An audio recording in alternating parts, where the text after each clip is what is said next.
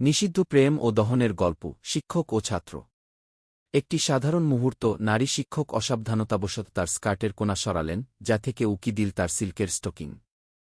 মনে হতে পারে এটি অনিচ্ছাকৃত, কিন্তু এর ভেতরে লুকিয়ে ছিল এক সূক্ষ্ম পরিকল্পনা। এরপর তিনি পাঠ্যবইয়ের এক গোপন কোণে লিখে দিলেন তার রুম নম্বর। শান্ত পুকুরে পাথর ছুড়লে যেমন ঢেউ ওঠে, তেমনি এক কিশোরের মনে জেগে উঠল কামনার কম্পন। স্কুল ছুটির পর একরাশ উত্তেজনা আর কৌতূহল নিয়ে ছেলেটি প্রশ্নের অজুহাতে শিক্ষিকার সাথে একাকী দেখা করতে গেল। ডিকশনারি ফেরত দেওয়ার সময় তার আঙুল আলতো করে ছুঁয়ে গেল শিক্ষিকার পা। সেই মৃদু স্পর্শ বিদ্যুতের মতো সারা শরীরে বয়ে গেল। শিক্ষিকা সামান্য কেঁপে উঠলেও কোনো প্রতিবাদ করলেন না। তাদের দৃষ্টি একে অপরের সাথে মিশে গেল, অন্ধকারে অঙ্কুরিত হল এক বিকৃত অথচ মোহনীয় প্রেম। এটি কোনো সাধারণ প্রেমের গল্প নয়, এটি ক্ষমতা, লালসা, বেড়ে ওঠা এবং ধ্বংসের এক নিষ্ঠুর মঞ্চ। ভাগ্যের চাকা ও নিষিদ্ধ ফল। পরদিন নিয়তি যেন তাদের আরও কাছে টেনে আনল। শিক্ষা উপকরণ আনতে গিয়ে সিঁড়ির রেলিং ভেঙে যাওয়ার উপক্রম হল।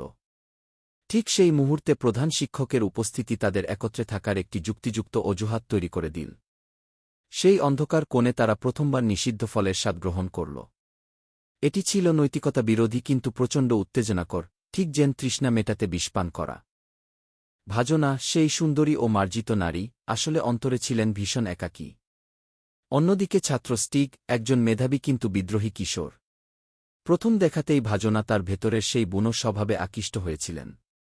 ক্লাসের ফাঁকে স্টিগ তাকে আড়ি পেতে দেখত, আর ভাজনাও সেই চাউনি উপভোগ করতেন। শিক্ষক যখন তাকে প্রলুব্ধ করলেন, স্টিগের মনের সুপ্ত প্রেম আগুনের মতো জ্বলে উঠল।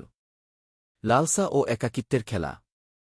ক্লাসে শিক্ষিকা এখন আর শুধু পাঠ্যবইয়ে সীমাবদ্ধ নেই, তিনি সাহসের সাথে প্রাপ্তবয়স্কদের বিষয় নিয়ে আলোচনা করেন, যা স্টিগের মনে ঢেউ তোলে। স্টিগ একটাই মগ্ন ছিল যে, তার প্রতিবেশী মেয়েটির নীরব ভালোবাসা সে দেখতেই পায়নি। মেয়েটি বারবার তার মনোযোগ পাওয়ার চেষ্টা করলেও স্টিগ শিক্ষিকার সাথে ডেটিংয়ের নেশায় তাকে বারবার হতাশ করেছে। স্টিগের বড় ভাই একজন নৌবাহিনীর সদস্য। ভাইয়ের ইউনিফর্ম আর বীরত্ব স্টিগকে দ্রুত বড় হওয়ার স্বপ্ন দেখাত। সে প্রায়ই